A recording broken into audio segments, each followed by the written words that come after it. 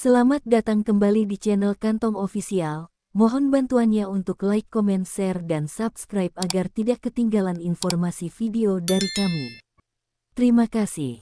Pecahnya perang. Titik api bermula saat serangan siber yang diduga dilakukan oleh Israel berhasil melumpuhkan sistem kendali rudal Iran.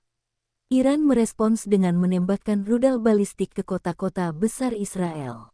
Tel Aviv dan Haifa menjadi sasaran, memicu kemarahan rakyat dan pemerintah Israel. Dalam hitungan jam, langit Timur Tengah dipenuhi deru jet tempur. Perang dimulai. Keunggulan teknologi Israel. Israel mengerahkan F-35 Stealth Fighter, drone intai canggih, dan sistem pertahanan Iron Dome yang terbukti mampu menangkis sebagian besar rudal Iran. Komando dan kendali militer Israel yang terintegrasi dengan satelit membuat pergerakan pasukan Iran selalu dalam pengawasan. Di medan udara, Israel lebih unggul. Pesawat tempur Iran yang sebagian besar generasi lama tak mampu mengimbangi manuver jet tempur Israel. Pasukan khusus Israel, Sayeret Matkal, juga berhasil menyusup ke wilayah Iran untuk menghancurkan peluncur rudal jarak jauh. Keunggulan kekuatan Iran. Iran tak tinggal diam. Mereka memanfaatkan jaringan milisi sekutu di Lebanon, Hizbullah Suriah, dan Irak. Ribuan roket dan drone kamikaze diluncurkan secara serentak, menciptakan hujan api yang membuat Iron Dome kewalahan. Iran juga memiliki jumlah pasukan darat yang jauh lebih besar. Garda Revolusi dikerahkan untuk melakukan serangan balasan masif, serta menggempur pangkalan militer Israel dengan rudal jarak menengah. Perang panjang. Perang berubah menjadi konflik panjang. Israel unggul dalam teknologi, serangan cepat, dan akurasi. Namun Iran memiliki daya tahan, jaringan sekutu regional, dan kemampuan memproduksi senjata dalam jumlah banyak. Pasukan Israel berhasil menghancurkan sebagian fasilitas nuklir Iran, tetapi serangan balasan Iran membuat beberapa kota Israel menderita kerusakan berat. Ekonomi kedua negara pun terguncang. Siapa lebih unggul? Di akhir kisah, Israel terbukti lebih unggul dalam hal teknologi militer, pesawat tempur, drone, dan pertahanan udara, intelijen dan operasi khusus yang presisi, kemampuan menghancurkan target strategis dengan cepat. Iran, meskipun kalah di teknologi, unggul dalam jumlah pasukan dan rudal, dukungan sekutu milisi di kawasan, kemampuan bertahan lama dalam perang skala besar. Israel mungkin menang secara militer dengan menghancurkan sebagian besar fasilitas penting Iran, tetapi Iran juga berhasil membuat Israel membayar harga sangat mahal, baik dalam korban jiwa maupun kerusakan kota. Akhir yang tragis. Setelah berbulan-bulan perang, tekanan dunia memaksa kedua negara menghentikan pertempuran. Tak ada pemenang mutlak. Kemenangan Israel di medan perang tak sepenuhnya mampu memadamkan tekad Iran, dan Iran tak mampu memukul mundur teknologi Israel sepenuhnya. Yang kalah sebenarnya adalah rakyat biasa di kedua belah pihak, yang kehilangan keluarga, rumah, dan harapan akan masa depan damai. Bara yang membara serangan siber. Israel melancarkan operasi siber besar-besaran, melumpuhkan sistem pertahanan rudal Iran. Iran menuduh Israel dan bersiap membalas. Langit yang terbakar. Iran menembakkan rudal balistik ke Tel Aviv dan Haifa. Israel merespons dengan serangan udara presisi ke Teheran dan Isfahan. Drone kamikaze. Iran meluncurkan ribuan drone kamikaze menyerbu wilayah Israel. Beberapa menembus Iron Dome dan menghantam kawasan industri. Panggilan jihad. Iran menggerakkan sekutu milisi, Hizbullah dari Lebanon, Houthi dari Yaman, dan kelompok Syiah di Suriah dan Irak. Serangan Sayeret Matkal. Pasukan khusus Israel menyusup jauh ke wilayah Iran, menghancurkan pusat pengendali rudal di bawah tanah. Malam panjang di Tel Aviv. Rakyat Israel panik di tengah sirene peringatan dan ledakan. Rumah sakit penuh korban luka. Kekuatan Garda Revolusi. Garda Revolusi Iran mengerahkan rudal jarak menengah dan brigade elitnya menuju perbatasan Irak. Aliansi bayangan. Amerika Serikat diam-diam mendukung Israel dengan logistik dan teknologi, sementara Rusia memasok suku cadang senjata ke Iran. Ledakan di Natanz. Israel berhasil meledakkan fasilitas nuklir Natanz, memaksa Iran mundur beberapa langkah. Dunia yang gelisah. PBB mendesak gencatan senjata, tapi kedua pihak menolak. Dunia bersiap menghadapi perang panjang. Perang besar. Laut yang membara. Iran menutup Selat Hormuz. Kapal tanker minyak terbakar. Harga minyak melonjak. Balas dendam Teheran. Iran menyerang pangkalan militer AS di Irak, menewaskan puluhan tentara. Amerika mulai ikut campur. Invasi udara. Ratusan pesawat tempur Israel menggempur pangkalan militer dan pabrik senjata Iran. Darah di Karbala. Bentrok besar meletus di Irak antara milisi pro-Iran dan pasukan pendukung Israel. Penembus langit. Iran berhasil mengembangkan rudal hipersonik dan meluncurkannya ke arah Israel. Beberapa berhasil mengelak, tapi satu menghantam dekat Yerusalem.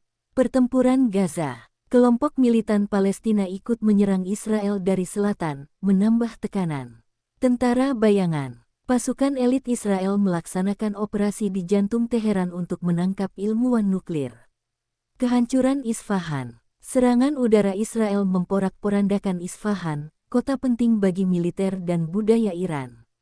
Perlawanan terakhir. Iran melancarkan serangan terbesar, 300 rudal dan drone menyerbu Israel serentak. Kota yang hancur. Tel Aviv terbakar. Ribuan bangunan runtuh. Rakyat Israel hidup dalam ketakutan. Kebangkitan rakyat. Rakyat Iran semakin mendukung perang, meskipun ekonomi hancur. Perpecahan di kabinet. Kabinet Israel terpecah, ada yang ingin lanjut perang, ada yang mendesak gencatan senjata. Hari berkabung. Israel mengadakan upacara untuk tentara yang gugur. Rakyat menangis, tapi juga bersumpah untuk tidak menyerah. Operasi bayangan. Israel kembali menyusup ke Iran, meledakkan gudang drone dan roket. Gadis Teheran. Cerita tentang Laila, gadis muda Iran yang kehilangan keluarganya, tapi tetap merawat para korban perang. Rahasia di Yerusalem. Muncul kabar Israel menyembunyikan senjata baru yang bisa membalikkan keadaan. Tembok darah. Iran membangun sistem pertahanan rudal baru, tapi tak mampu menahan semua serangan. Senjata rahasia.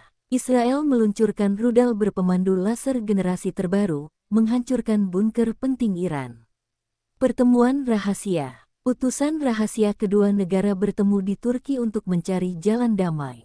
Kemenangan pahit. Perang berhenti, Israel berhasil menghancurkan program nuklir Iran. Tapi lebih dari 100.000 rakyat kedua negara menjadi korban.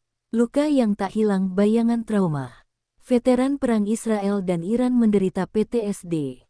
Tangisan anak-anak. Anak-anak yatim di Teheran dan Tel Aviv meratapi ayah mereka yang gugur.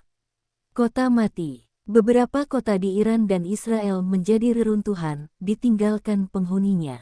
Pembangunan kembali. Kedua negara mulai membangun kembali, meski ekonomi hancur. Pengadilan sejarah. Beberapa jenderal diadili karena dituduh melanggar hukum perang. Doa untuk damai. Rakyat dari kedua belah pihak berharap tak ada perang lagi. Harga kemenangan. Israel menang secara militer, tetapi luka sosial dan trauma tak terobati. Senjata yang hilang. Rumor tentang senjata rahasia yang dicuri oleh pihak ketiga. Bab 39, Bayang-bayang perang baru. Ketegangan tetap ada. Dunia khawatir api perang bisa menyala lagi kapan saja. Pelajaran pahit. Perang membuktikan teknologi bisa menang, tapi tidak mampu menyembuhkan luka hati manusia. Serangan siber. Malam di Teheran terasa lebih panas dari biasanya.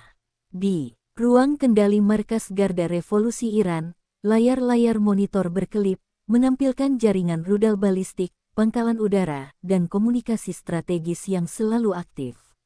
Mayor Bahram, perwira muda yang baru 2 tahun menjabat sebagai komandan pusat kendali, memandang layar besar di depannya sambil mengelap keringat. Udara penuh ketegangan. Sejak 2 minggu terakhir, laporan intelijen mengindikasikan Israel sedang menyiapkan sesuatu, tapi tak ada yang tahu apa. Tiba-tiba, lampu-lampu indikator di ruang kendali meredup. Layar monitor bergetar, menampilkan pesan aneh dalam huruf-huruf asing. Sekejap kemudian, sistem kendali rudal Iran mati total. Lebih besar dari apa yang terjadi. Teriak Bahram, suaranya menggema di ruangan beton itu. Serangan siber, Mayor. Sumbernya tampaknya dari luar negeri, jawab seorang teknisi dengan wajah pucat. Seketika, sirene berbunyi. Telepon darurat berdering keras. Di ujung sana, suara seorang jenderal memerintahkan. Lebih besar dari, temukan sumbernya. Aktifkan protokol darurat, dan persiapkan rudal cadangan. Di sisi lain, Tel Aviv, Israel. Letnan Kolonel Eli Navon berdiri di dalam ruangan biru, pusat operasi siber paling rahasia Israel. Di layar di depannya, muncul laporan, target, sistem kendali rudal Iran, status lumpuh. Navon menarik napas panjang. Ia tahu serangan ini hanya permulaan. Israel tak ingin Iran punya senjata nuklir. Tapi ia juga sadar, tindakan ini akan memicu perang besar. Di ruang berbeda, Perdana Menteri Israel berdiri menatap peta digital yang dipenuhi titik-titik merah, menandai lokasi pangkalan, peluncur rudal, dan reaktor nuklir Iran. Lebih besar dari, malam ini, kita memukul lebih dulu, kata Perdana Menteri dengan suara pelan namun tegas. Tuhan bersama kita. Langit timur tengah berubah merah. Beberapa jam kemudian, di atas langit Iran, muncul puluhan bayangan hitam, jet tempur siluman F-35 Israel, membawa rudal berpemandu presisi. Radar Iran yang lumpuh tak mampu mendeteksi kehadiran mereka. Di kota Natanz, tempat fasilitas nuklir terbesar Iran berada, alarm berbunyi terlambat. Rudal-rudal berpemandu menghantam bunker beton, menggetarkan tanah hingga radius puluhan kilometer. Api membubung tinggi, menerangi malam seperti fajar buatan. Di Teheran, Bahram menatap layar yang kini hanya menampilkan pesan error. Dari jauh, ia melihat kilatan cahaya di ufuk timur, arah Natanz. Lebih besar dari, ya Allah, mereka menyerang, bisik Bahram. Mereka benar-benar menyerang. Balas dendam disiapkan. Beberapa jam kemudian, di pusat kendali Garda Revolusi yang berbeda, Jenderal Rahimi menggenggam ponselnya erat-erat, wajahnya tegang. Lebih besar dari, aktifkan rudal cadangan. Hubungi Hizbullah di Lebanon. Kita balas sekarang juga. Di Tel Aviv, sirene meraung. Rakyat Israel berlarian ke tempat perlindungan. Di antara mereka, seorang bocah bernama Daniel memegang tangan ibunya erat-erat. Lebih besar dari, Ibu, apa kita akan baik-baik saja? Tanya Daniel, suaranya bergetar. Tuhan bersama kita, nak, jawab ibunya dengan suara yang juga penuh ketakutan. Perang baru saja dimulai, dan tak ada yang tahu sampai kapan akan berakhir. Langit yang terbakar, isinya, Iran menembakkan puluhan rudal balistik ke Tel Aviv dan Haifa, suasana panik, Israel merespons dengan serangan udara balasan. Langit yang terbakar, Teheran, tengah malam, jalanan ibu kota Iran terasa sunyi. Tapi di balik dinding tebal pusat kendali rudal, kesunyian berubah jadi hiruk-pikuk. Para teknisi berlarian, layar monitor menyala kembali, menunjukkan koordinat target di wilayah Israel. Jenderal Rahimi, dengan wajah keras dan sorot mata penuh dendam, berdiri di tengah ruangan. Lebih besar dari, mereka sudah memulai, katanya pelan, seolah bicara pada dirinya sendiri. Kini giliran kita. Perintah singkat keluar, luncurkan. Peluncuran balistik. Di gurun-gurun selatan, Iran, siluet raksasa tabung baja perlahan terangkat. Api memancar dari bawahnya, menciptakan suara gemuruh yang menggetarkan tanah. Belasan, kemudian puluhan rudal balistik terangkat ke langit malam. Ujungnya menembus awan, meninggalkan jejak api dan asap. Di pusat kendali, suasana tegang berubah menjadi hening sesaat. Semua menatap layar, menunggu laporan rudal dalam perjalanan. Tel Aviv, Israel, jam 3 dini hari. Kota yang biasanya tak pernah tidur kini terbangun bukan oleh suara musik atau tawa, melainkan oleh raungan sirene yang memekakkan telinga. Daniel, bocah 9 tahun, terjaga. Ibunya menggandeng tangannya, berlari menuruni tangga menuju tempat perlindungan bawah tanah bersama tetangga-tetangga lain. Lebih besar dari, Ibu, kenapa mereka menembak kita? Tanya Daniel, matanya berkaca-kaca. Karena mereka takut, jawab ibunya dengan suara bergetar, meski ia sendiri tak yakin apa yang ia katakan benar. Iron Dome aktif. Di pinggir kota, sistem pertahanan Iron Dome Israel mendeteksi lintasan rudal balistik Iran. Rudal pencegat diluncurkan, jejak cahaya putih melesat cepat ke langit. Di atas langit Tel Aviv, kilatan terang meledak, satu rudal Iran berhasil dihancurkan di udara. Tapi beberapa rudal lolos. Ledakan keras terdengar. Gedung apartemen tua di pinggir kota ambruk sebagian. Asap dan debu memenuhi jalan. Suara tangis dan teriakan meminta tolong bergema. Haifa, kota pelabuhan Haifa juga dihantam.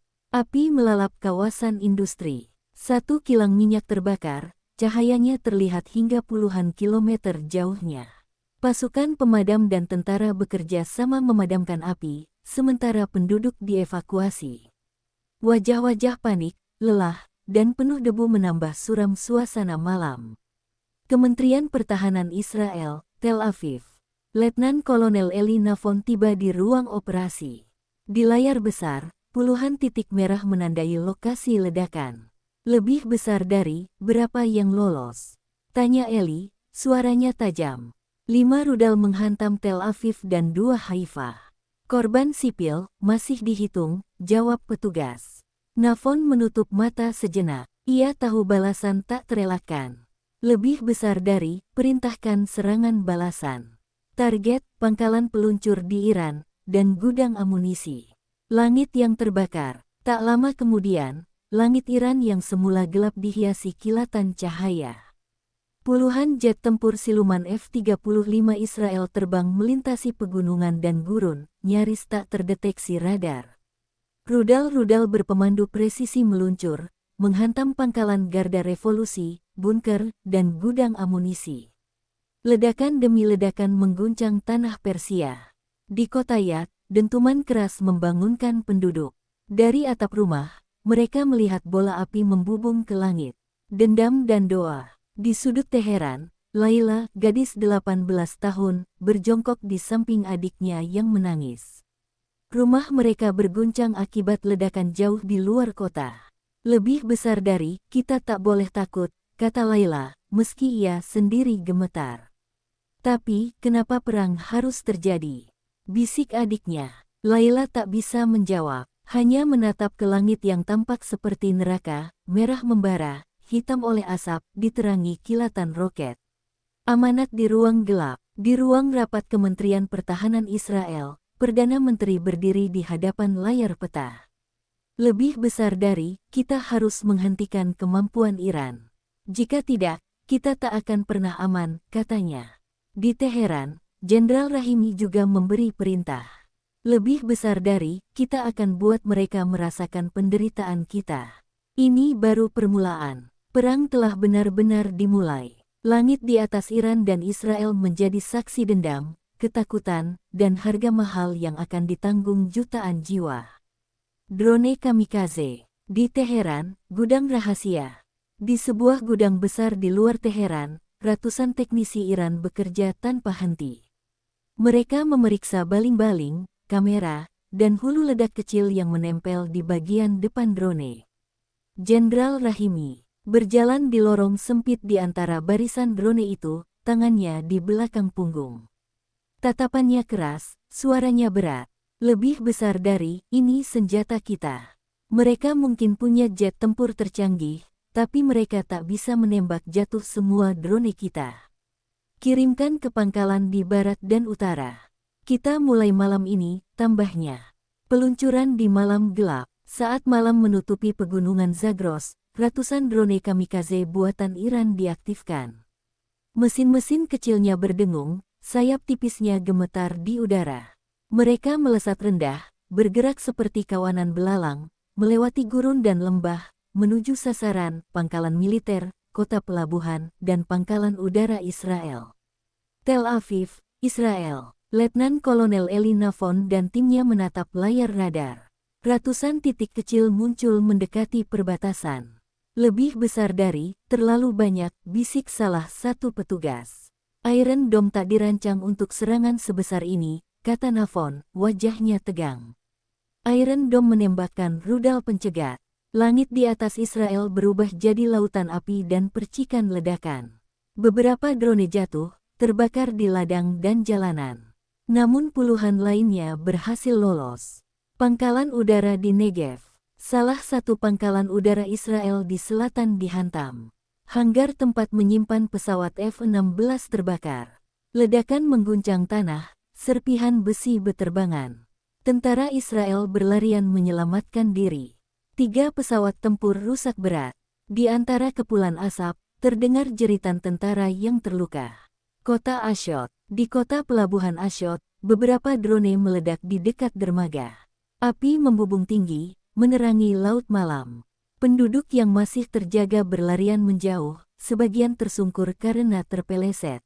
Di sebuah apartemen dekat pelabuhan, bocah bernama Daniel dan ibunya tiarap di lantai. Ledakan membuat jendela mereka pecah, kaca beterbangan. Lebih besar dari, "Ibu, kenapa mereka menyerang kita?" tanya Daniel, suaranya serak oleh debu. "Karena ini perang, Nak, dan kadang, semua orang jadi korban," jawab ibunya, menahan air mata. Yerusalem, ketakutan di tempat suci. Malam itu, di Yerusalem, kota suci bagi 3 agama, suasana pun mencekam. Di dekat tembok ratapan, tentara Israel bersiaga. Orang-orang berdoa dengan suara bergetar, di antara dentuman ledakan yang terdengar dari kejauhan. "Lebih besar dari, semoga Tuhan menjaga kami," bisik seorang pria tua, tangannya gemetar menggenggam kitab. Balasan yang disiapkan. Di ruang rapat militer Israel, Perdana Menteri memimpin pertemuan darurat. "Lebih besar dari, Iran menyerang jantung kita. Kita akan pukul balik, lebih keras," katanya. Perintah dikeluarkan. Jet tempur dan drone intai Israel disiapkan untuk membalas. Sasaran, pabrik drone Iran, pangkalan garda revolusi, dan gudang amunisi. Di Teheran, senyum getir. Di ruang kendali Iran, Jenderal Rahimi mendengar laporan puluhan drone berhasil menghantam target. Ia tak tersenyum lebar, hanya menarik napas panjang.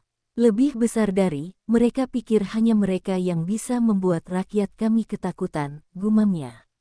Namun ia tahu, balasan Israel pasti akan datang, dan mungkin lebih mengerikan. Malam jadi neraka. Di malam itu, dari langit Israel terdengar raungan sirene tanpa henti. Rakyat bersembunyi di bunker, menahan napas. Langit di atas timur tengah memerah, dihiasi ledakan dan kobaran api.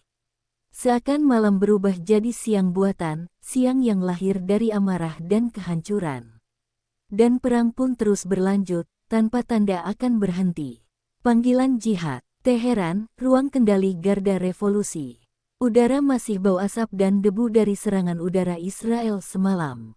Peta digital besar menampilkan Timur Tengah, Lebanon, Suriah, Irak, dan Yaman dipenuhi tanda merah. Jenderal Rahimi berdiri di hadapan perwira-perwira muda. "Lebih besar dari, Israel menghancurkan pangkalan kita, tapi perang ini bukan hanya perang kita," katanya. "Hari ini, kita panggil saudara-saudara kita buat mereka merasakan amarah seluruh dunia Syiah."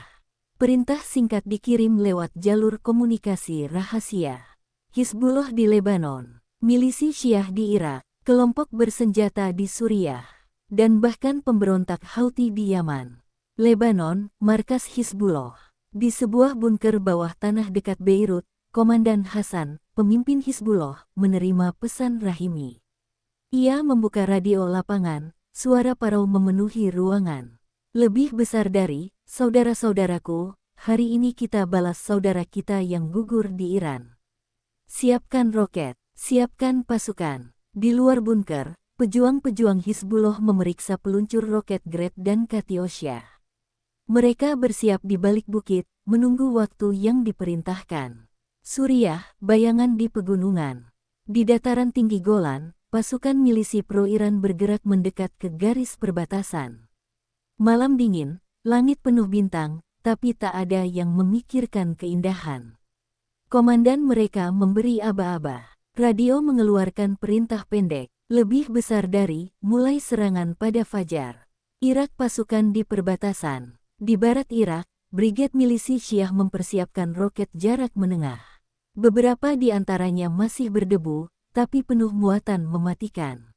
Seorang prajurit muda, Ali, memandangi foto keluarganya di layar ponsel sebelum bergabung dengan rekan-rekannya. Lebih besar dari, aku tak tahu apakah akan pulang, bisiknya pelan. Fajar di Israel, dentuman pertama. Pagi baru saja datang ketika langit Israel Barat Laut dihujani puluhan roket dari Lebanon. Sistem Iron Dome aktif, menembakkan pencegat berkilau ke udara. Beberapa roket berhasil dihancurkan, tapi ada juga yang lolos. Ledakan menghantam rumah di Haifa. Gudang di kota Kiryat Shmona terbakar. Sebagian jalan tol porak-poranda. Tel Aviv, suasana panik. Di Tel Aviv, sirene meraung lagi. Rakyat berlarian mencari perlindungan. Daniel dan ibunya kembali ke bunker. Lebih besar dari ibu, kapan ini berhenti? Tanya Daniel, matanya penuh kantuk dan takut. Ibu pun tak tahu, nak, jawab ibunya, menahan tangis. Yerusalem, ketegangan religius. Di Yerusalem, suasana makin panas. Bentrok terjadi antara kelompok ekstremis Yahudi dan Arab di beberapa jalan sempit. Polisi dikerahkan, tapi teriakan Allahu Akbar dan Am Yisrael Chai menggema bersahut-sahutan. Ketegangan keagamaan semakin menambah kobaran api perang. Serangan balasan Israel. Di pusat komando Israel, Letnan Kolonel Eli Navon memerintahkan serangan udara ke markas Hizbullah di Lebanon Selatan. Serangan roket presisi ke pangkalan milisi di Suriah. Pesawat tempur menyerang konvoi senjata di Irak. Langit Lebanon dan Suriah dihiasi api dan debu. Warga sipil berlarian, berlindung di basement. Di Beirut, doa seorang ibu. Di sebuah apartemen tua Beirut, seorang ibu memeluk anaknya erat-erat. Ledakan dari arah selatan mengguncang jendela. Lebih besar dari, mengapa kita selalu jadi korban perang orang besar? Bisiknya dengan air mata. Di Teheran, kepalan tangan Rahimi. Jenderal Rahimi memandang laporan kerusakan. Beberapa pangkalan milisi sekutu hancur, tapi banyak juga roket yang berhasil diluncurkan.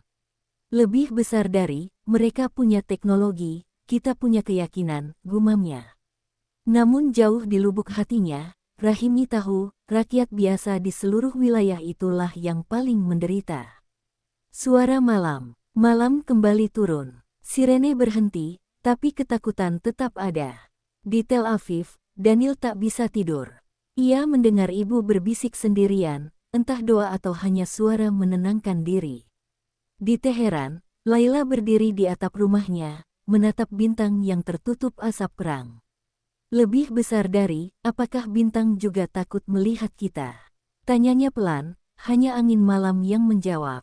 Perang kini tak hanya antara dua negara. Ini sudah menjadi perang regional, perang dendam, dan perang ideologi. Dan tak ada tanda akan segera berhenti.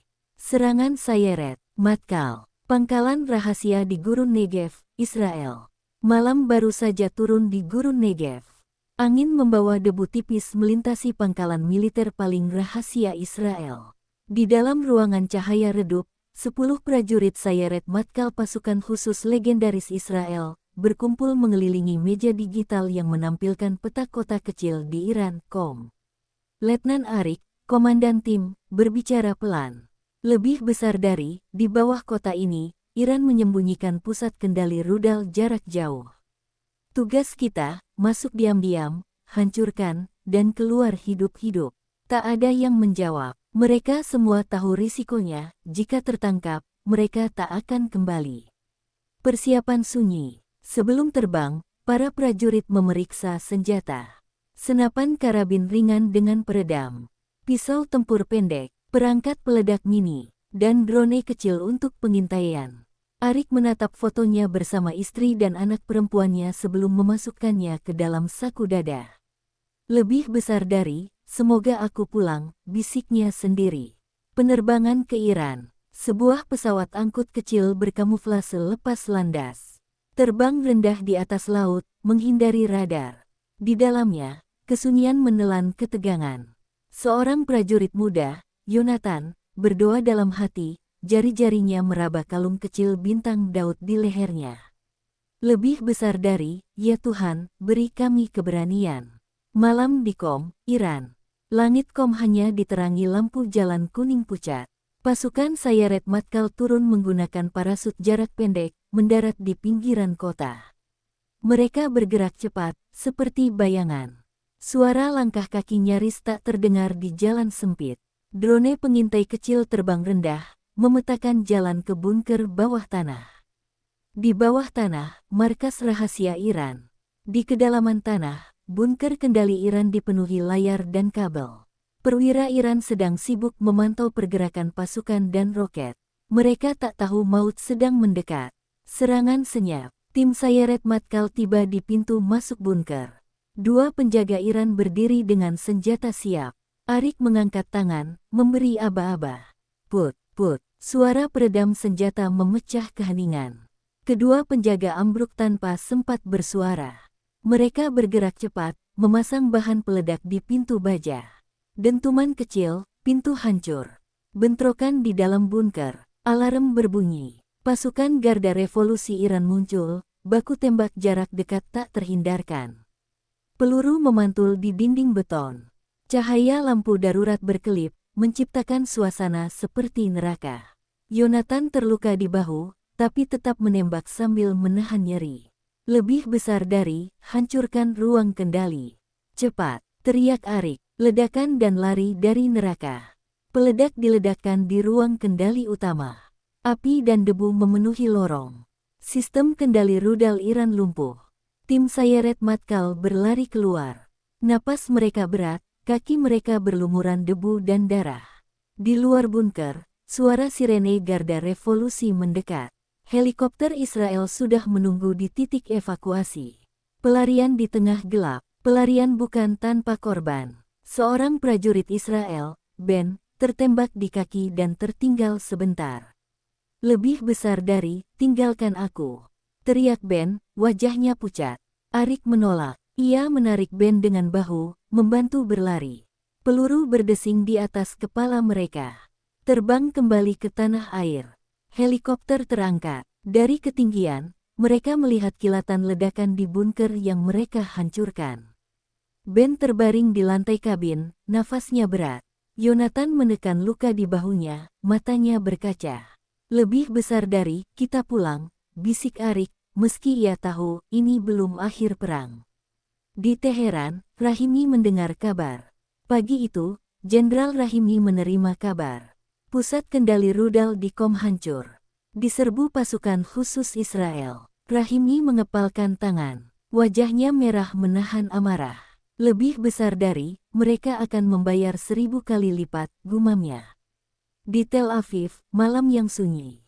Letnan Kolonel Eli Navon mendapat kabar, tim Sayeret Matkal kembali, misi berhasil. Ia memejamkan mata, mengucap syukur. Tapi ia juga tahu, setiap serangan hanya membuat dendam semakin dalam. Di rumah sakit, Ben dirawat. Yonatan duduk di sampingnya, menahan sakit bahu.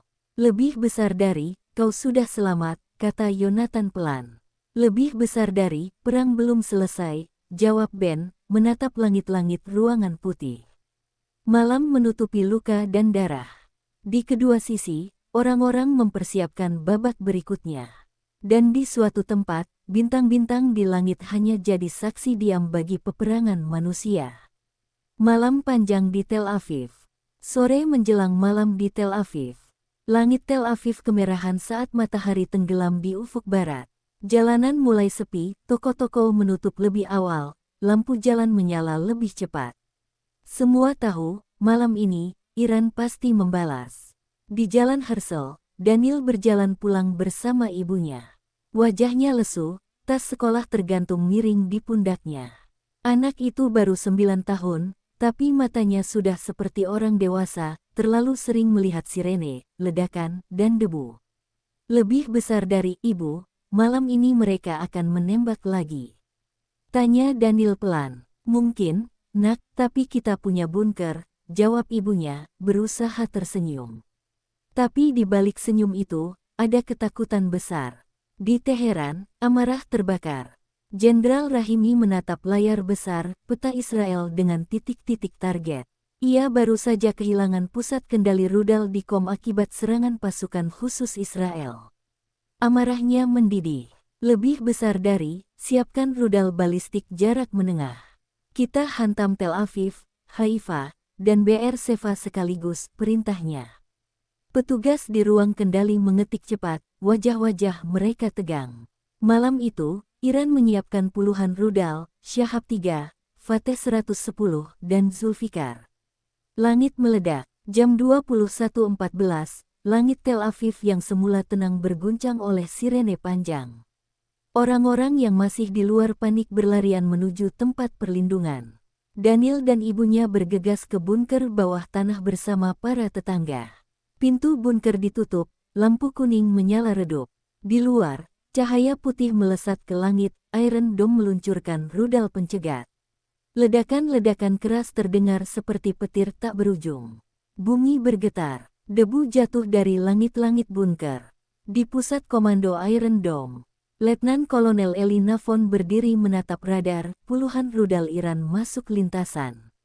Lebih besar dari, kita tak bisa cegat semua, kata seorang perwira muda. Navon mengepalkan tangan. Lebih besar dari, prioritaskan rudal yang mengarah ke pusat kota. Layar berganti merah dan hijau, merah artinya lolos, hijau artinya berhasil dicegat. Ledakan menghantam Tel Aviv.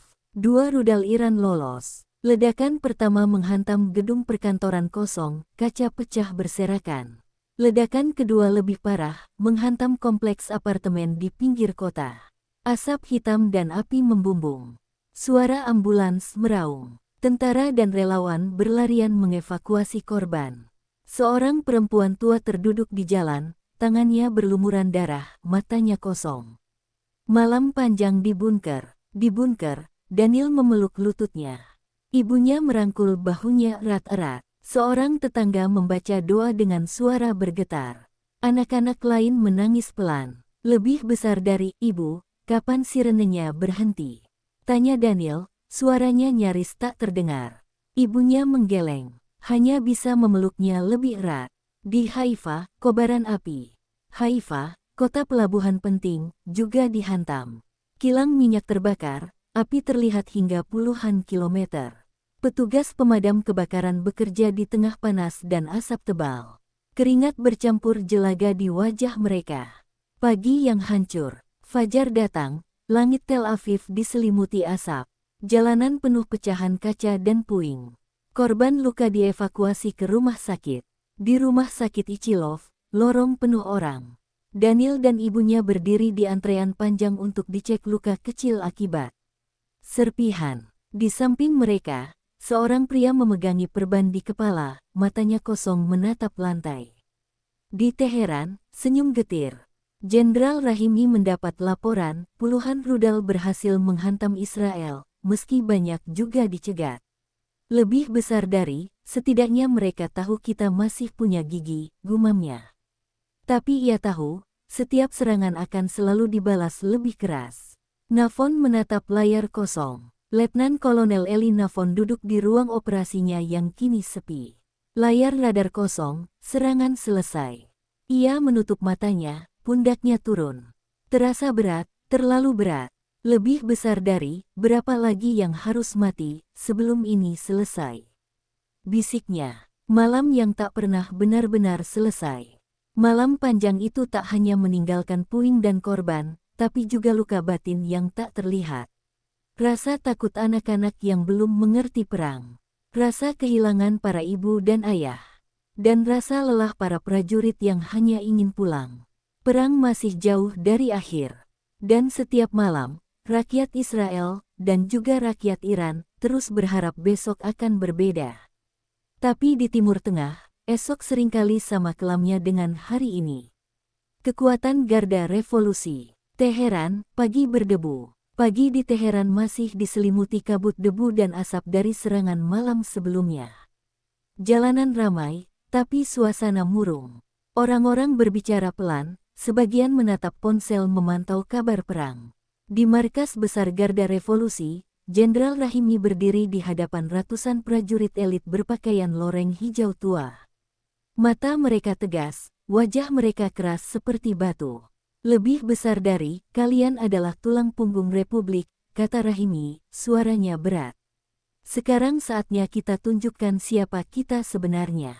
Latihan dan persiapan. Di lapangan latihan dekat Qom, pasukan Garda Revolusi mempersiapkan kendaraan lapis baja, roket anti-tank, dan drone intai. Tank buatan Iran, Zulfikar, berderet di samping barisan tentara yang mengikatkan bendera kecil Iran di seragam mereka. Lebih besar dari, kita tidak hanya balas dari jauh. Kita siapkan diri untuk menyerang lebih dekat, kata seorang komandan muda, suara bergetar antara bangga dan takut. Perintah rahasia. Rahimi memanggil 3 perwira senior ke ruang kerjanya. Peta besar Timur Tengah tergelar di meja.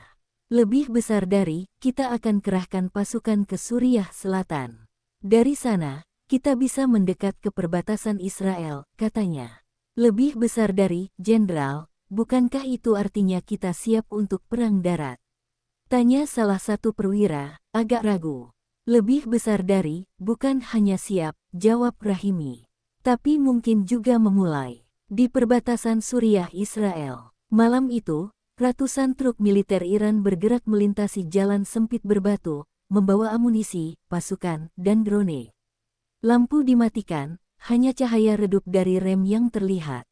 Di balik bukit, pos pengamatan Israel memantau pergerakan itu. Gambar dikirim langsung ke Tel Aviv. Tel Aviv, rapat darurat. Letnan Kolonel Eli Navon berdiri di depan Perdana Menteri dan pejabat senior militer. Lebih besar dari, mereka memindahkan Garda Revolusi ke selatan Suriah. Jika mereka menyerang, ini bisa jadi perang darat besar, lapor Navon.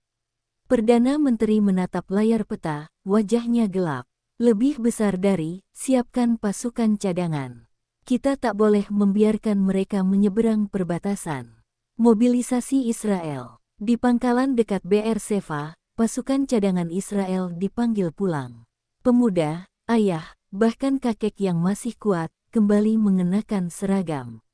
Mereka meninggalkan keluarga dengan pelukan cepat dan air mata yang tak sempat ditahan. Lebih besar dari, jagalah anak-anak, kata seorang ayah pada istrinya, sambil menggendong putranya sebentar. Di sepanjang jalan raya, konvoi tank Merkava dan kendaraan militer bergerak ke utara. Laila di Teheran, ketakutan dan doa. Laila, gadis 18 tahun, mendengar kabar bahwa pasukan Iran dikirim ke garis depan. Ayahnya adalah seorang perwira Garda Revolusi. Malam itu, ia duduk di kamarnya, menatap foto ayahnya yang tersenyum. Air mata jatuh di pipi Laila. Lebih besar dari, ayah, pulanglah dengan selamat, bisiknya. Daniel di Tel Aviv, malam yang dingin. Daniel mendengar kabar bahwa tentara Israel akan berperang di perbatasan. Ibunya menonton TV dengan wajah pucat. Lebih besar dari, ibu, kita akan baik-baik saja, kan? Tanya Daniel. Ibunya mengangguk pelan, meski air mata menetes. Lebih besar dari, Tuhan akan melindungi kita, nak. Pasukan bergerak. Di tengah malam, pasukan Garda Revolusi tiba di Suriah Selatan. Mereka mendirikan kamp sementara, menyiapkan senjata, dan menunggu perintah. Di sisi lain perbatasan, pasukan Israel juga berjaga, tidur di tenda-tenda pasir, tangan tetap menggenggam senjata. Langit di atas mereka gelap, diterangi bintang. Tapi di hati setiap prajurit, ada rasa takut dan tekad. Malam yang hening sebelum badai. Para komandan di kedua sisi tahu, jika satu peluru dilepaskan, segalanya akan berubah. Di Tel Aviv, sirene belum berbunyi malam itu. Tapi semua orang tidur dalam kegelisahan. Di Teheran, Rahimi memandangi langit dari jendela kantornya. Lebih besar dari, besok, sejarah mungkin berubah, gumamnya. Dan di garis depan, prajurit-prajurit muda dari kedua negara berdoa dalam diam, masing-masing memikirkan keluarga, cinta, dan rumah yang mereka tinggalkan. Perang besar mungkin hanya menunggu satu detik kesalahan. Dentuman di perbatasan, fajar di dataran tinggi Golan. Angin pagi membawa aroma tanah dan pasir basah. Kabut tipis menyelimuti pegunungan di perbatasan Suriah Israel. Di parit-parit pertahanan Israel, prajurit muda memegang senjata erat-erat. Nafas mereka terlihat seperti asap kecil di udara dingin. Yonatan, anggota pasukan cadangan Israel, berjongkok di samping rekan-rekannya. Peluh sudah membasahi kening, meski matahari baru saja muncul. Lebih besar dari, mereka bilang garda revolusi Iran ada di bukit seberang, bisik seorang prajurit lain. Dan mereka bilang mereka sudah siap menyerang, balas Yonatan, suaranya serak. Di sisi lain, garda revolusi bersiap. Di balik bukit, ratusan prajurit garda revolusi berbaris. Bendera Iran dan panji-panji agama berkibar pelan tertiup angin. Komandan mereka, Kolonel Fahidi, berdiri di atas kendaraan lapis baja. Lebih besar dari, hari ini, kita tunjukkan harga diri bangsa, katanya lantang. Jika mereka menembak, kita tak mundur satu langkah pun. Suara Allahu Akbar bergema. Tangan-tangan menggenggam senapan lebih erat. Dentuman pertama, jam 5.42, suara ledakan kecil memecah keheningan. Tak jelas siapa yang melepaskan tembakan pertama. Tapi dentuman itu menjadi isyarat. Dalam detik, rentetan senapan mesin dan mortir menghujani dataran tinggi. Pasir beterbangan, peluru memantul di batu. Teriakan komandan terdengar di antara letusan senjata. Baku tembak, tank Merkava Israel muncul dari balik bukit, menembakkan peluru ke arah posisi garda revolusi. Dari sisi Iran, roket anti-tank melesat, meledak di dekat kendaraan Israel, menggetarkan tanah. Asap hitam membubung, langit pagi berubah kelabu. Yonatan diparit, Yonatan menunduk serendah mungkin, napasnya berat. Suara peluru melintas di atas kepala seperti bisikan maut. Lebih besar dari, majulah. Lindungi kiri, teriak komandannya. Yonatan merayap, pundaknya nyeri akibat luka lama, tapi ia tetap mengangkat senapan dan menembak ke arah kilatan api musuh. Serangan balik garda revolusi. Kolonel Fahidi memerintahkan pasukannya maju. Puluhan prajurit garda revolusi menyerbu bukit, sebagian menembakkan granat roket. Di antara mereka, ada Ali, prajurit muda yang di malam sebelumnya sempat memandangi foto keluarganya. Wajahnya tegang, tangannya gemetar, tapi ia tetap maju. Lebih besar dari, untuk keluarga, untuk tanah air, bisiknya. Korban pertama, di parit Israel, seorang prajurit gugur terkena serpihan mortir. Yonatan melihatnya ambruk, matanya terbuka menatap langit. Lebih besar dari, bangun. Bangun, teriak Yonatan, meski ia tahu sahabatnya sudah tak bernyawa. Darah menggenang di tanah kering. Tank dan roket, dentuman meriam tank mengguncang pegunungan. Batu beterbangan, tanah tercabik. Di sisi lain, roket Iran menghantam tanah kosong, tapi sebagian jatuh terlalu dekat ke parit Israel, membuat prajurit berlarian menyelamatkan diri. Di Tel Aviv, kabar buruk. Letnan Kolonel Eli Navon di ruang komando menerima laporan. Kontak senjata besar di perbatasan. Garda revolusi Iran menyerbu bukit. Navon memejamkan mata sejenak, lalu memerintahkan. Lebih besar dari, kirim bantuan udara. Kita tak boleh kehilangan bukit itu. Jet tempur datang. Langit bergetar saat dua jet F-16 Israel terbang rendah. Suara mesin mereka menembus kabut pagi. Bom berpemandu presisi dijatuhkan ke posisi garda revolusi. Ledakan besar mengguncang tanah. Pasukan Iran terpaksa berlindung, beberapa tertinggal dan terluka. Kolonel Fahidi berteriak, lebih besar dari, jangan mundur. Bertahan. Ali terpisah. Ali, prajurit Iran muda, terjatuh saat ledakan membuat tanah di bawahnya amblas. Ia merangkak, dadanya sesak, telinganya berdenging. Ia memanggil temannya, tapi tak ada jawaban. Di depannya hanya asap dan tanah hangus. Lebih besar dari, aku harus bangkit, bisiknya, meski lututnya gemetar. Yonatan dan Ali, sejenak berhadapan. Di tengah kekacauan, Yonatan menunduk di balik batu, menenangkan napas. Tiba-tiba, hanya beberapa meter di depannya, ia melihat sosok berseragam hijau. Ali, mereka saling tatap, sama-sama muda, sama-sama takut. Jari Yonatan dipelatuk, tangan Ali juga mengarah ke senjata. Detik itu terasa seperti selamanya.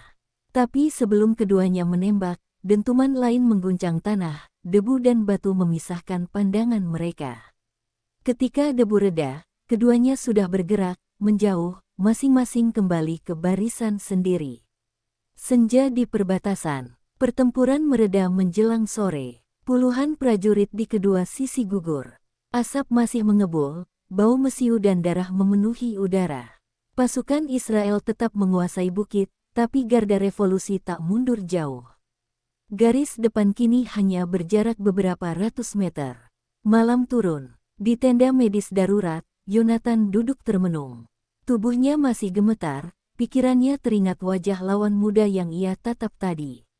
Lebih besar dari, dia sama takutnya denganku, bisiknya.